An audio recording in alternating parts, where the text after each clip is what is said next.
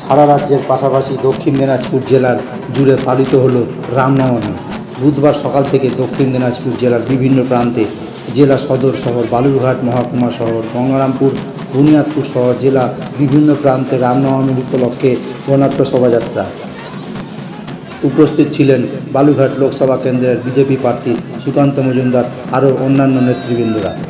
8 থেকে 80 উপস্থিত ছিলেন, পাশাপাশি রামনবমী উপলক্ষে গেরুয়া পতাকা হাতে নিয়ে।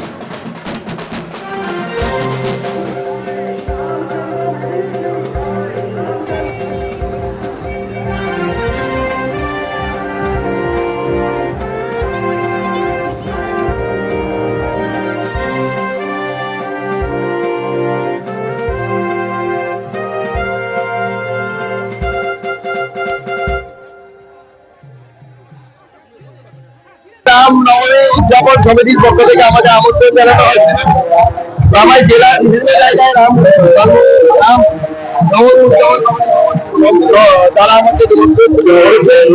আজকে গঙ্গারামপুর অঞ্চলগুলো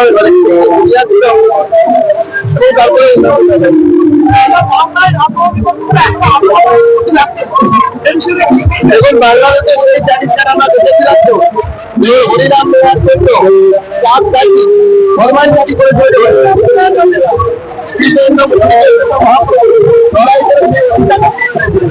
আমরা আবার দেখানোর পথে লড়াই করে রামনবমীর অধিকার অর্জন করবো এবং এরপরে পাড়ায় পাড়ায় রামনবমী ঘরে ঘরে